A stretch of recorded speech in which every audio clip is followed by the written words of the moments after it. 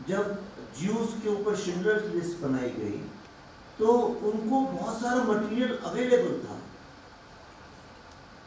वो एक जगह जाके उस मटेरियल को इकट्ठा करना और पढ़ना समझना और फिल्म बनती है। उसकी एक किताब लिखी गई थी जिसके ऊपर बनती। यहाँ तो कोई FIR ही नहीं लिखी गई थी, कोई रिसर्च ही नहीं था, कुछ नहीं। भारत सरकार को RTI भेजिए तो कोई इन्फॉर्मेशन नहीं, जम्मू कश्मीर गवर्नमेंट को भेजिए तो वो कुछ 100, 200, 219 का नंबर बता देते हैं। तो आदमी करे क्या? तो वो एक बहुत बड़ी समस्या थी, कैसे ढूंढे। अच्छा, एक पूरी की पूरी सोसाइटी टुकड़ों में बट गई, कुछ अमेरिका चले गए, कुछ जम्मू में रह गए, कुछ दिल्ली आ गए, कुछ। अब उनको ढूंढना जोड़ना भी वो बहुत बड़ी समस्या थी और उसको धीरे धीरे धीरे धीरे हमने उसको स्ट्रीमलाइन किया पूरा का पूरा। दूसरी समस्या ये थी कि भाई इसको कौन फाइनेंस करे, कहाँ से पैसे आए। शुरू में तो हम निकल पड़े, हमने कहा कि अब जो है सर पे कफन बांध के निकल जाता है, जो होगा देखा जाएगा। हमने तो ये सोचा भी नहीं था कि फीचर फिल्म बनाएंगे।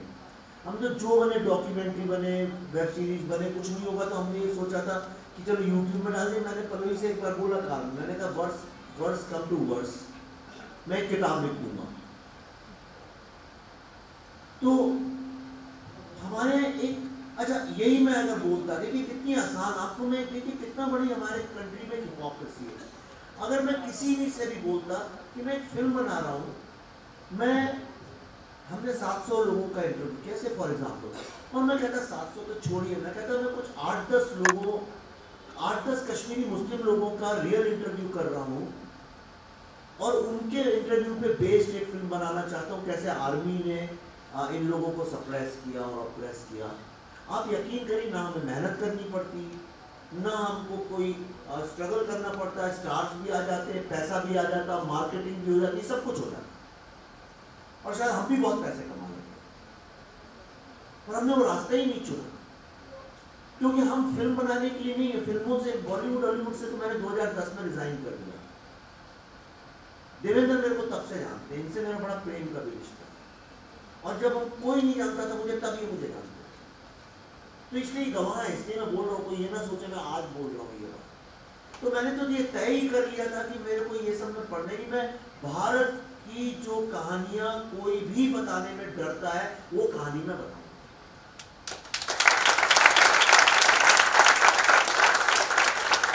अब पूरा का पूरा वो इकोसिस्टम जिसकी कल प्रधानमंत्री जी बात कर रहे थे, वो पूरा इकोसिस्टम इस बात में लग गया, अरे ये फिल्म क्या खा के बनाएंगे, बनाए तो हम देखते हैं, राइट। उसके बाद फिर सोशल मीडिया का जमाना है, तो पहले आपको पर्सनल होता है, सोशल मीडिया में आपको ओपनली थ्रेट्स आने लगती है, गालियां मिलने लगती है, नफरत मिलने लगती है। और हमारे केस में वो नॉर्मल ट्रोलिंग नहीं थी, जो एक नॉर्मल ट्रोलिंग तो मैं बड़े अच्छे से हैंडल कर सकता हूँ। पर यहाँ पे जब मैं चिंतित तब हुआ जब लोग ये बताने लगे अच्छा अभी आप यहाँ हैं, तब मुझे थोड़ी चिंता हुई कि अगर वो ये देख रहा है कोई कि मैं यहाँ हूँ या वहाँ हूँ, तो मेरे बच्चे बीवी इनका भी सोचते होंगे, और फिर वो मैसेज भी भेजने लगे, अच्छा निकलो तो घर से बाहर, तुम्हारे घर से कोई भी निकले, बीवी बच्चे। मैंने लोगों को अभी तक इन्वॉल्व नहीं किया, बताया अभी तक नहीं बताया मैंने क्या लिखते थे। लेकिन एक मैं पिता भी तो हूँ, मैं एक बेटी का भी तो बाप हूँ, मैं एक पति भी तो हूँ, मेरी कुछ जिम्मेदारी इनके लिए भी। मैंने कफन बांध दिया इसका मतलब ये थोड़ी मैं अपनी 18-19 साल की बेटी से भी एक्सपेक्ट करूँ कि वो भी चल पड़े इस रास्ते में। तो वो एक खतरा। दूसरा, कहीं से कोई सहयोग नहीं, कोई सहयोग नहीं, कहीं भी किसी चीज से एक्टर्स काम करने को तैयार नहीं, बड़े कैमरामैन कैमरा करने को तैयार नहीं।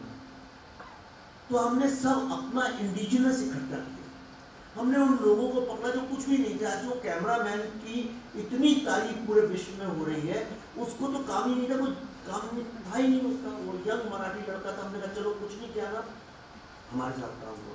म्यूजिक डायरेक्टर कुछ नहीं, उसके पास कोई पूछता नहीं, कोई काम नहीं देता, हमने कहा हमारे साथ काम करो। आज उसी म्यूजिक की सारी दुनिया तारीफ कर रही है। तो ऐसे लोगों को किसी तरह से किया, फिर पैसे नहीं थे। इस फिल्म को कायदे से कोई भी बिना स्टार के भी, अगर कोई भी आदमी जो जरा भी फिल्म बनाना जानता है, वो कह रहे हैं इस स्केल की फिल्म 3 घंटे की कम से कम 70 से 80 दिन में शूट होनी चाहिए। हमने 30 दिन में शूट की।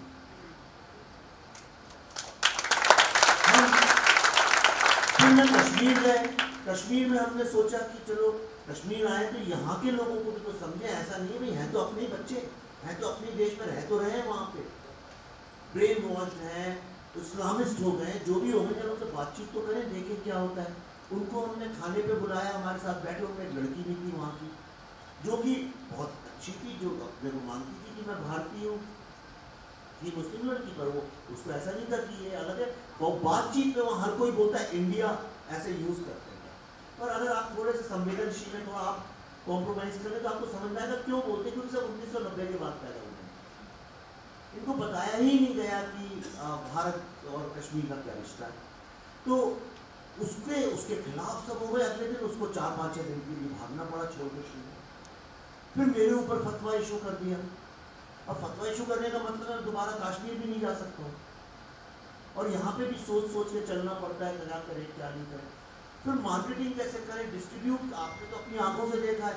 आज देखिए, मैं चिल्ला चिल्ला के कह रहा था इस फिल्म को, ये बड़े बीच कैंडी की फिल्म नहीं है, ये तो नासिक, रतलाम, ऐसे छोटे मोटे शहरों में लोगों को देखने की फिल्म है। ये हर भारतीय को देखने की फिल्म है, किसी को विश्वास ही नहीं था। 400 स्क्रीन, यानी बॉलीवुड की बी ग्रेड फिल्म भी जो होती है वो 1,500 स्क्रीन में रिलीज होती है। ये कश्मीर है लोगों के दिमाग में। ये जो एस्टेब्लिशमेंट है पूरा, मैं ये नहीं कह रहा सिर्फ बॉलीवुड का, मीडिया का। फिर मीडिया, मैं गिड़गिड़ा के लिटरली बोल रहा हूँ, सत्य बोल रहा हूँ, सरस्वती की साक्षी मान के बोल रहा हूँ, गिड़गिड़ा। तो मैंने कहा प्लीज प्लीज इसको आप थोड़ी स्पेस दो, लोगों को पता तो चले कश्मीर फाइल्स नाम की फिल्म आ रही है। और एक बार पता चलेगा तो देखिए लोग कैसे उमड़ेंगे, तैयार नहीं। और अब फिल्म सक्सेसफुल हो गई तो वही जनाब जो थे कल मेरे जान के पीछे पड़ गए कि आपको इंटरव्यू करना ही पड़ेगा मेरे साथ। मैंने कहा मैं आपके साथ नहीं करूंगा। आप देखिए तो हिपोक्रेसी की सीमा तो देखिए। मैंने कहा आपके साथ नहीं करूंगा। उनके यहाँ एक लड़की थी, कश्मीरी पंडित लड़की थी, मैंने कहा मैं इसके साथ करूँ। वो मेरे कई दिन से पीछे पड़ी, उसके साथ तय हो गया, ये कल ही की बात है, यस्टरडे, कल उसके साथ तय हो गया, वो तैयार होके आ गई। कुर्सी में हम अनुपम की पल्लवी बैठ गए और वो बैठने आ रही थी, उसको जबरदस्ती वापस बुला लिया गया। और जो महाशय करने को ही उनने, मैंने जब मैसेज भेजा कि मैं दिल्ली 2-3 दिन पहले, मैंने कहा अच्छा भाई तुम, हम जब मांग रहे थे तुम नहीं दे रहे थे, अब तो फिर थोड़ी चल पड़ी है तो आप क्यों नहीं कर लेते? तो उन्होंने बोला मैं दिल्ली में नहीं हूँ। तो मैंने कहा आप दिल्ली में नहीं है पर आपका इंडिया टू, सॉरी आपका ऑफिस है दिल्ली में।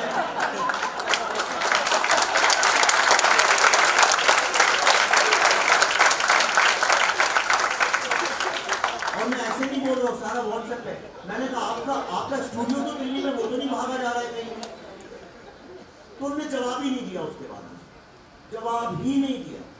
तो उस लड़की के साथ तय हुआ, और सच कह रहा हूँ वो स्टेज पे आई और उसको किसी काम से बुलाया गया। उसका मैंने देखा दूर खड़ी, उसकी आंखें बड़ी गीली थी। तो मैंने उससे बोला और इंटरव्यू चला, मैंने कहा क्या प्रॉब्लम क्या? कहती नहीं मैं नहीं कर रही हूँ, अब वो हमारे सीनियर एडिटर जो है वो कर। तो सीनियर एडिटर साहब जब आए तो मैंने कहा नहीं, आप भले आपको करने मत, मैं इसके बिना नहीं करूँगा। और उसको फिर स्टेज पे बुलाया गया वहाँ पे। अब पूरा भारत टूट टूट के फिल्म देख रहा है, किसी को कोई आपत्ति नहीं, कोई डिवाइडेड ओपिनियन नहीं है। जो भी 80 साल की महिलाएं भी देख के आ रही है, रो रही है, बच्चा भी रो रहा है। आज तो मुझे इतने सारे लोगों से फोन आए जिनमें कल्पना भी नहीं कर सकता, वो भी रो रहे हैं, हर व्यक्ति रो रहा है। अब तो छत्तीसगढ़ में कांग्रेस के चीफ मिनिस्टर आज शाम को देख रहे हैं और मैं उनके वीडियो अकल पोस्ट करूंगा, वो भी रोएंगे।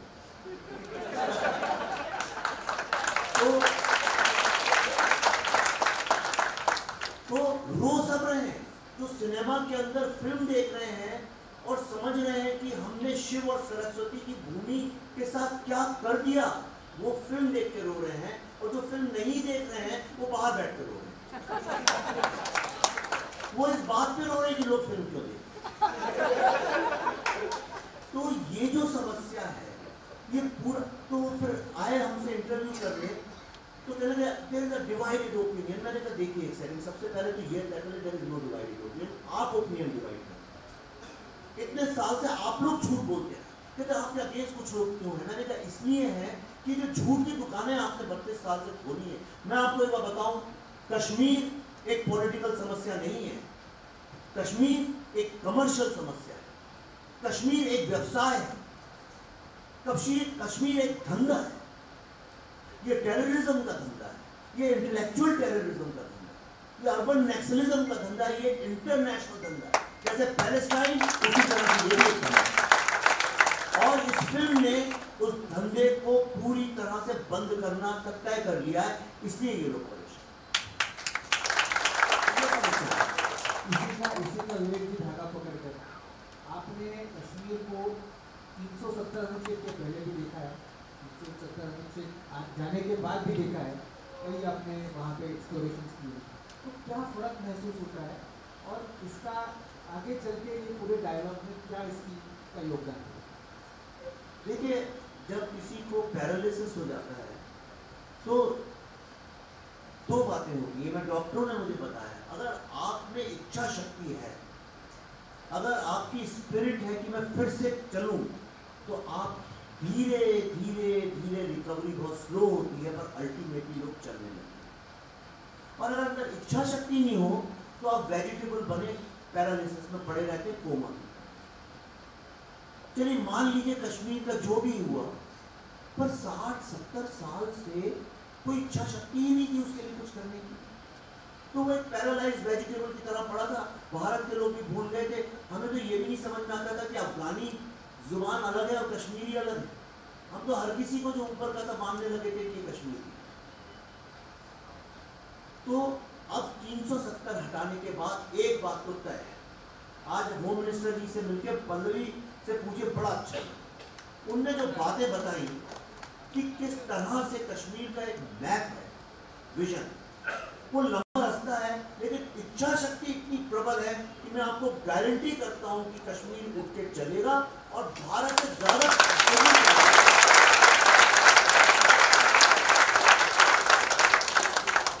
प्रधानमंत्री जी ने मुझसे एक ही बात बोली, उन्होंने बोला कि अगर हम सबकी चेतना फिर से जागृत हो जाए तो कश्मीर, मेरा ऐसा विजन है कि पूरे विश्व में ह्यूमैनिटी और वननेस का सबसे बड़ा एग्जाम्पल बनाकर छोड़ेंगे। रास्ता कठिन है, रास्ता लंबा है, लेकिन मैं कश्मीर में, हम जब गए कई बार, तो आपको एक बात बता दूं, जो 1990 के बाद का युवा था, जो बिल्कुल ये मान के चलता था कश्मीर भारत का हिस्सा नहीं है, वो भी जब हमसे इस बार बात कर रहा था तो उसकी चिंता ये नहीं थी कि कश्मीर भारत का हिस्सा है कि नहीं, उसकी चिंता ये थी कि अब 370 हट गया है तो ऐसा तो नहीं कि जॉब जो है हमें कम मिल जाए और बिहारियों को ज़्यादा मिल जाए। तो चलिए, ये चिंता तो महाराष्ट्र में भी रहती है, तो कम से कम इस तरह से तो हम जुड़े, चिंताओं में तो जुड़े। विवेक जी, पल्लवी जी, आपने इस फिल्म को प्रमोट करने के लिए क्या कुछ नहीं किया? आप दौड़ के यूएस में आपने इस मूवी को दिखाया, सीनेटर्स, मतलब लिबरल्स हो, डेमोक्रेट्स हो, सबने देखा, एथनिक ग्रुप्स ने देखा, आपने बताया कि कैपिटल हिल में कांग्रेशनल इन्विटेशन पर आपको बुलाया गया। There is nothing, it's the epitome of any movie. तो उसके बारे में थोड़ा आपका वो। तो क्या हुआ, जब कुछ नहीं था, कोविड का भी वक्त था, यहाँ सब कुछ बंद था, तो हम लोगों ने फिर ऐसा सोचा कि चलो अमेरिका में 8 नवंबर को प्लेन फ्लाइट जाना खुल गई, तो हमने कहा चलिए वहाँ पे जाऊँ और वहाँ पे लोगों को दिखाते हैं तो कम से कम ये तो पता चले कि क्या हो रहा है। पर हमने मतलब चर्चा चालू की कि हम अमेरिका में दिखाना चाहते हैं, बड़े छोटे लेवल पे 2-4, जैसे आपको फ़ोन कर दूँ कि अच्छा भाई साहब कुछ मदद करिए, हमारे कुछ लोग इकट्ठे कर लीजिए जो फिल्म देखें। ऐसे करके हमने शुरू किया, लेकिन 10-12 दिन के अंदर 36 ऑर्गेनाइजेशन जुड़ गई। World Jews organisation, world Sikh organisation, Christian organisation, physician organisation, Telugu organisation, Kannada organisation, Marathi समाज, बंगाली समाज, 36, Nepal, Tibet, Buddhist, ESD, Syrian, सब जुड़ गए। 36 ऑर्गेनाइजेशंस ने अपने मन से बीड़ा उठाया कि इस फिल्म को हम बहुत ही एक अच्छे तरीके से, एक ऑर्गेनाइज तरीके से लोगों को दिखाएंगे। 16 शहरों में इसकी स्क्रीनिंग हुई। इसकी स्क्रीनिंग के चलते बहुत जगह बुलाया गया। हार्वर्ड में हम गए, पल्लवी भी गई, इनकी स्पीच तो बहुत ज़्यादा वायरल हो गई थी वहाँ पे। और हमने सब जगह जाके एक ही बात बोली, हमने बोला अमेरिका जो है आज सारी दुनिया में छाती ठोक के कहता है हम ह्यूमैनिज्म की बात करें, मैंने तो अपनी जिंदगी में ये ह्यूमैनिज्म होता क्या है कभी देखा नहीं। दुनिया तो बटी ही हुई है, लेकिन मैंने एक चीज जरूर देखी है कि वननेस क्या होता है। और ये वननेस जो है कश्मीर से निकला हुआ शैविज्म का कॉन्सेप्ट है। और इस तरह से हमने इस बात को सब जगह वहां पे बहुत प्रचार किया कि इंडिया की वैल्यूज क्या है और क्यों कश्मीर सारे विश्व के लिए इम्पोर्टेंट है। वहां पे कैपिटल हिल में पहली बार, सिनेमा तो छोड़िए, पहली बार इतिहास में ऐसा हुआ कि 2 फिल्म मेकर्स को बुला के कांग्रेचुलर रिसेप्शन दिया गया। और वहां पे जो कांग्रेसमैन थे, कुछ डेमोक्रेट कांग्रेसमैन थे, जो पहले फ्री कश्मीर की जो कैंपेन चालू हुई थी एब्रोगेशन 370 के बाद, उसमें काफी उन्होंने एक्टिविज्म की थी और हमारी भारतीय मूल के भी हैं उनमें से। उन सबको कैपिटल हिल में, जिसको कि पावर और डेमोक्रेसी का सबसे बड़ा टेंपल माना जाता है, वहां पे उनको स्पीचेस में ये एडमिट करना पड़ा कि yes it was a genocide.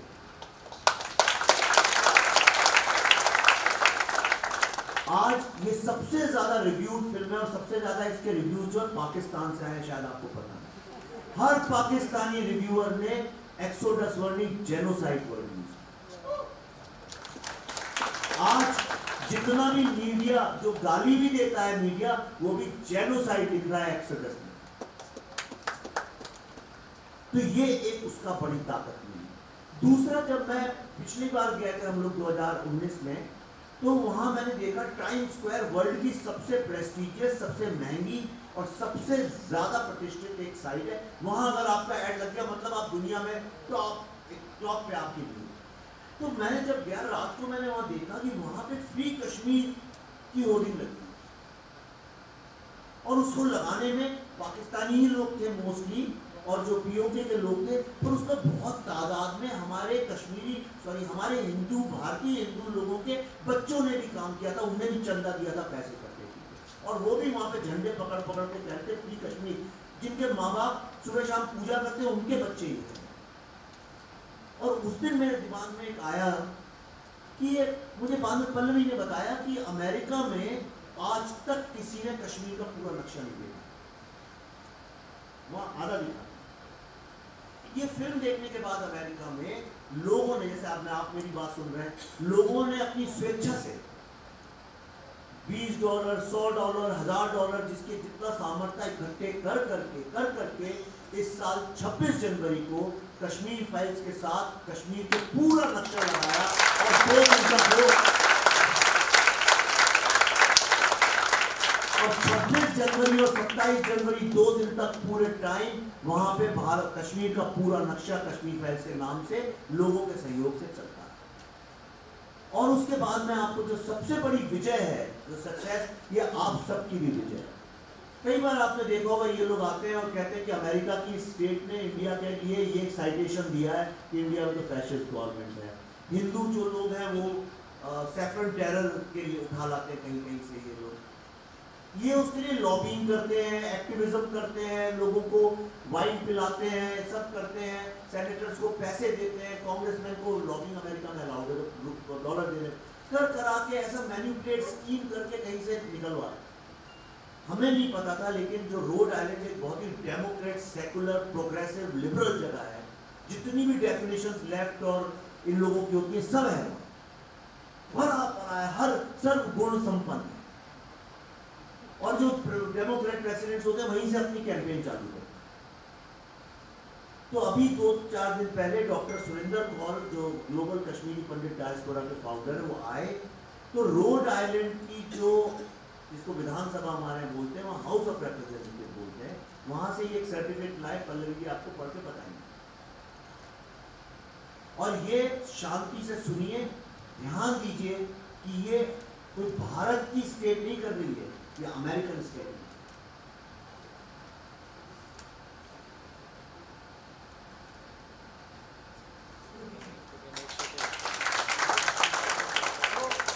ये मुझे पढ़ने में बहुत मजा आता है, मैं इसलिए पढ़ी।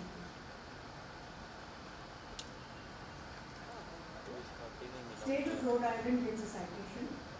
Be it hereby known to all that the Rhode Island House of Representatives hereby offers its sincerest congratulations to Vivek Ranjan Agnihotri, director and filmmaker, in recognition of the premiere of the Kashmir Files detailing terrorism and extremism by memorializing the events of 1990, in which 500,000 Kashmiri Hindus were ethnically cleansed in the Kashmir Valley by Islamic gangs and forced to live as refugees.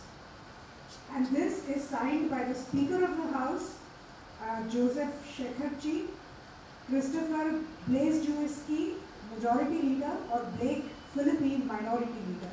मतलब Democrat leader और Republican leader और speaker तीनों ने ये sign किया। तो इसकी खास बात ये है कि ये एक ऑफिशियल डॉक्यूमेंट है। पहली बार इसमें कश्मीरी हिंदू वर्ड लिखा गया है और पहली बार इसमें इस्लामिक गैंग्स वर्ड लिखा गया है। जो काम हमारी स्टेट गवर्नमेंट, पत्रकार, इंटेलेक्चुअल बोलने में भी डरते हैं, उसको एक फिल्म देखने के बाद एक स्टेट ने एक्सेप्ट किया। ये बड़ी छोटी विक्ट्री होगी, लेकिन मेरे लिए इतनी बड़ी विक्ट्री कि उससे रास्ता तो खुला, लोगों के सामने सत्य। विवेक जी, आपने कई बार कहा है कि Hollywood is a soft power for western thought, भले कोई यूएस हो या कोई दूसरा देश हो। तो क्या हम ये मानेंगे कि this is the beginning of the Indian soft power? इस पे कुछ आप कहना चाहते हैं? ऑफ कोर्स, देखिए सिनेमा जब 1945 में, 1940 और 45 के बीच में जब वर्ल्ड वॉर चल रहा था, तो 1942 में अमेरिकन गवर्नमेंट ने CIA को ये काम दिया कि आप किस तरह से हॉलीवुड को एक सॉफ्ट पावर की तरह यूज कर सकते हैं, और बिलियंस ऑफ डॉलर्स उन्होंने खर्च किए। और वो जो लड़ाई जीती गई थी, वो सिर्फ ऐसे ही नहीं जीती गई थी बंदूकों और तोपों से, उसमें ये सॉफ्ट पावर ने काफ़ी काम किया। सॉफ्ट पावर ने क्या किया? उसने हिटलर को एक्सपोज किया, नाजी को एक्सपोज किया, दर्दनाक कहानियाँ बाहर लाया। और आज भी आप देखिए, कहीं आप यहाँ से छोटा दूर आसनसोल चले जाइए या रतलाम चले जाइए, कहीं भी चले जाएं छोटे गाँव में, ताइवान चले जाइए, युगांडा, बच्चा जिसका पॉलिटिक्स से कोई लेना देना नहीं, उससे पूछिए वर्ल्ड में सबसे अच्छी डेमोक्रेसी कौन सी है बेटा, तो बोलेगा अमेरिका। बोलिए दुनिया में नंबर 1 कंट्री कौन सी है, बोलेगा अमेरिका। उसको स्कूल में तो नहीं पढ़ाई गई ये बात, लेकिन उसने हॉलीवुड की मूवी देख देख के सीखा। हम कौन सी सबसे अच्छी सभ्यता है दुनिया में, हमारे बच्चों को नहीं पता। सबसे प्राचीन सिविलाइजेशन कौन सा है, आप में भी बहुत, आपके भी बच्चे होंगे शायद, उनको भी ये बात ना पता हो, आपको लड़ना पड़ता होगा। हमने अपनी ग्रेटनेस की कहानी दुनिया में नहीं फैलाई है सॉफ्ट पावर, हमने अपनी कमजोरी की कहानी दुनिया भर में फैलाई। कास्ट सिस्टम के कितने नुकसान है हम ये बताते रहे, पर कास्ट सिस्टम के फायदे भी कितने हमने कभी नहीं बताए। हमने कभी एक परिपक्व आर्गुमेंट दुनिया के सामने नहीं लाया। कश्मीर पे इसके पहले 8-10 फिल्में बन चुकी हैं, और बहुत बड़ी बड़ी, मतलब जिनमें आमिर खान, मणिरत्नम साहब, यश चोपड़ा प्रोडक्शंस, विधु विनोद चोपड़ा प्रोडक्शंस, बड़े बड़े एक्टरों ने जिनमें काम किया, ऋतिक रोशन। पर आप रोजा देखिए, बहुत बहुत इज्जत करता हूँ मणिरत्नम साहब की, one of the greatest film है, पर चाहे रोजा देखिए, फिजा देखिए, फना देखिए, मिशन कश्मीर देखिए, हैदर देखिए, ये सारी की सारी फिल्मों में क्या चीज कॉमन है? 2 चीजें कॉमन है। ये सारी की सारी 1990 के ही पीरियड में सेट है, सारी फिल्में। कोई 1980 की नहीं है, कोई 90 का दशक, मतलब जो टेररिज्म का जो दशक था 85 से 95 मान लीजिए आप, वो 10 साल के दशक में सारी सेट है। हैदर भी उसी पीरियड में सेट है। ये सारी फिल्में टेररिज्म को जस्टिफाई करती। क्यों टेररिस्ट कैसे बन गया बेचारा, उसमें कुछ जुल्म हुए, वो टेररिस्ट बन गया। दलितों पे भी तो जुल्म होते, वो तो टेररिस्ट नहीं बनते। औरतों पे भी जुल्म होते, वो टेररिस्ट नहीं बनते। जुल्म से आदमी टेररिस्ट नहीं बनता, आदमी टेररिस्ट ब्रेन वॉशिंग से बनता। तो ये सब, और दूसरा, यहां इसमें कहीं भी हिंदू जेनोसाइड का जिक्र नहीं।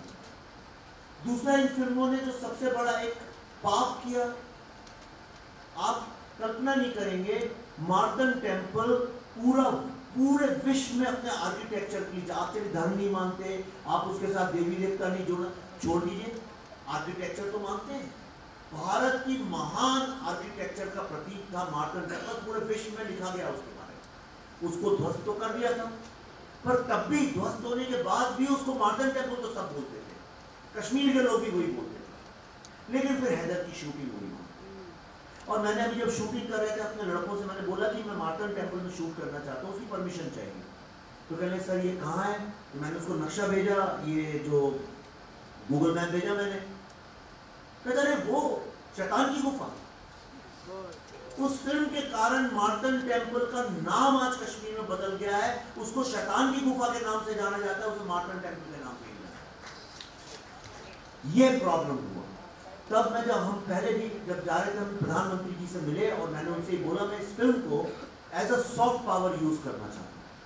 जिस तरह से योगा और आयुर्वेदा आपने फैलाया है, इस फिल्म से मैं पूरे विश्व में लोगों को ये बताना चाहता हूँ कि कश्मीर की धरोहर क्या है, और हम ये काम करने में सफल हो रहे हैं ऐसा तो लग रहा है। आज ये तो आप ही मानेंगे। वक्त का तकाजा है, एक छोटा सा ये मैं I can't resist this question, और ये पल्लवी जी के लिए है। विवेक अग्निहोत्री 2.0,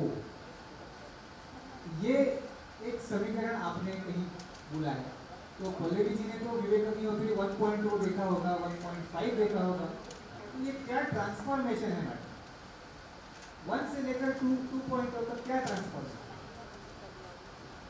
ये विवेक है ना फिल्म मेकर है, he is a story teller, तो इनकी हर कहानी का एक पैटर्न होना बहुत ज़रूरी होता है। तो इसीलिए ये 1.0 2.0 एक्चुअली हम सब इवॉल्व होते हैं ज़िंदगी में। जो हम 21 साल की उम्र में थे तो आज हम नहीं हैं, जो आज हम हैं वो आज से 20 साल बाद नहीं होंगे। तो हर आदमी इवॉल्व होता है, हर आदमी की इवॉल्व होने की वजह अलग होती है, स्पीड अलग होता है, डायरेक्शन अलग होती है। लेकिन हाँ, विवेक मेरे ख्याल से जिस दिशा से आए और फिर जिस दिशा में निकले थे और फिर जहाँ जिस दिशा में पहुँचे हैं, ये एक पूरा ज़िंदगी का त्रिकोण इन्होंने कवर कर लिया है पूरा का पूरा। तो इसलिए मुझे लगता है कि वो हर उस, जैसे हमको ज्योमेट्री में सिखाते हैं ना कि हर एंगल का वो कुछ एक ABC उस पॉइंट के नाम देने होते हैं, तो ऐसे इन्होंने अपने वो हर मोड़ को एक एक टैटू दिया हुआ है।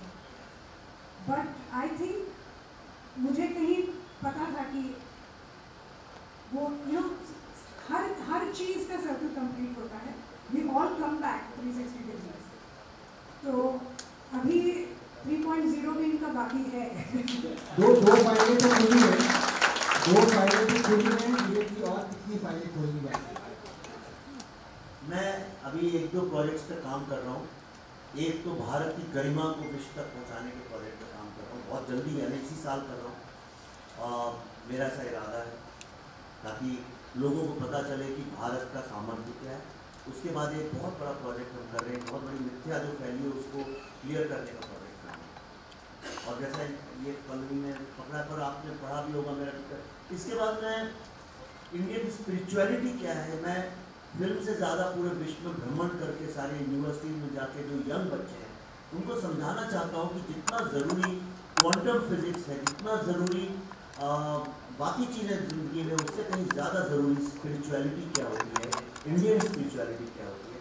मैं उस पर अपनी जीवन, जिसे संन्यास आश्रम कहते हैं, मैं अपने संन्यास आश्रम में भारत की महान स्पिरिचुअल नॉलेज, मेरा ये सपना है मैं विश्व के जितने यंग लोग हैं वहाँ पे पर्सनली जा के एक को मैं बताऊँ।